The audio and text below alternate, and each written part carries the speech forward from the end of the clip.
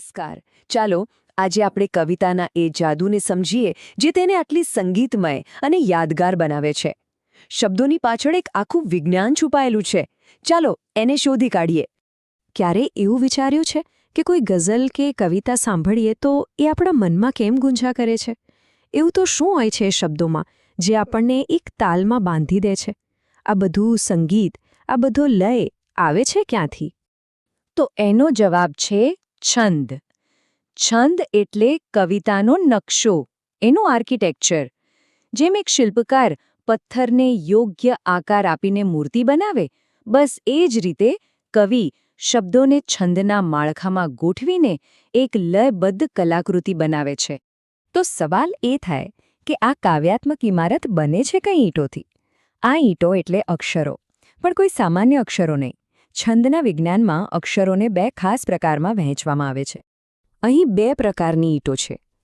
એક છે લઘુ અક્ષર, જેનો ઉચ્ચાર ટૂંકો હોય, અને બીજો છે ગુરુ અક્ષર, જેનો ઉચ્ચાર લાંબો, વજનદાર હોય. આશ્ચર્યની વાત તો એ છે કે આખી કવિતાનું ભવ્ય માળખું બસ આ બે જ પ્રકારની ઈંટો પર ટકેલું છે, લઘુ અને ગુરુ. ઓકે, તો હવે આપણી પાસે ઈંટો તો આવી ગઈ, લઘુ અને ગુરુ. હવે એ જોઈએ કે આ ઈંટોનો ઉપયોગ કરીને મુખ્યત્વે કયા બે પ્રકારના બંધારણ બનાવી શકાય છે. જુઓ, અહીં કવિતાના બાંધકામની બે મુખ્ય સ્ટાઇલ છે. પહેલી છે અક્ષરમેળ. આ એકદમ શિસ્તબદ્ધ છે. એમાં દરેક લાઇનમાં અક્ષરોની સંખ્યા ફિક્સ હોય અને કયો અક્ષર લઘુ આવશે અને કયો ગુરુ એ પણ નક્કી જ હોય. બીજી સ્ટાઇલ છે માત્રામેળ. આ થોડી ફ્લેક્સિબલ છે. અહીંયા અક્ષર કેટલા છે એ નહીં, પણ એમનું ટોટલ વજન એટલે કે માત્રા કેટલી છે એ જોવાય છે. અક્ષરમેળ છંદને થોડું નજીકથી જોઈએ.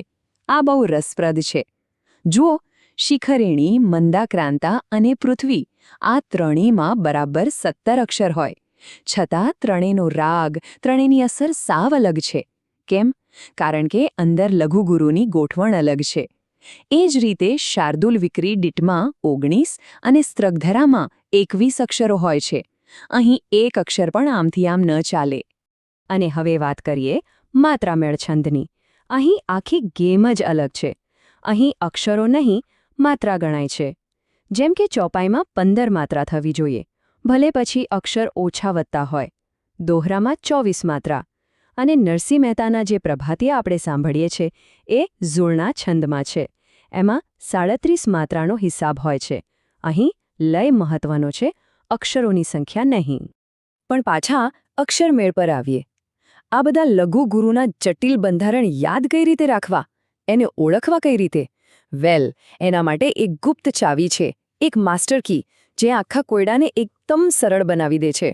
તો સવાલ એ છે ને કે શિખરણી કે પૃથ્વી જેવા છંદનું બંધારણ આપણે કઈ રીતે ઓળખી શકીએ?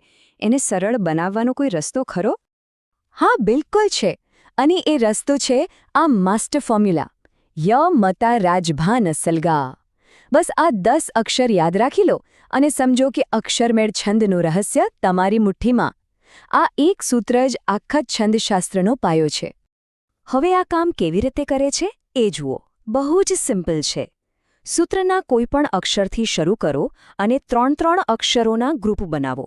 ધારો કે યથી શરૂ કરીએ તો બને યમાતા, એટલે કે લઘુ, ગુરુ, ગુરુ.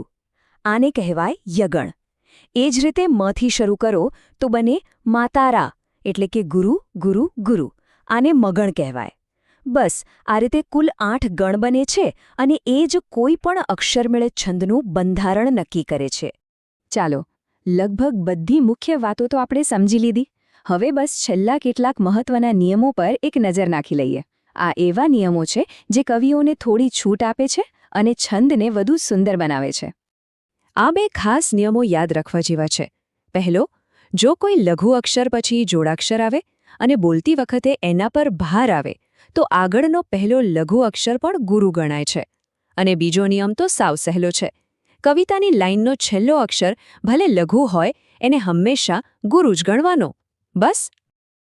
તો આ બધું જાણ્યા પછી જ્યારે કોઈ ગુજરાતી કવિતા કે ગીત સાંભળશો ત્યારે શું તેના શબ્દોની પાછળ છુપાયેલા છંદના માળખાને, એના લયના ધબકારાને પારખવાનો પ્રયત્ન કરશો? કદાચ હવે કવિતાને માત્ર સાંભળવાની નહીં પણ ખરા અર્થમાં અનુભવવાની મજા આવશે.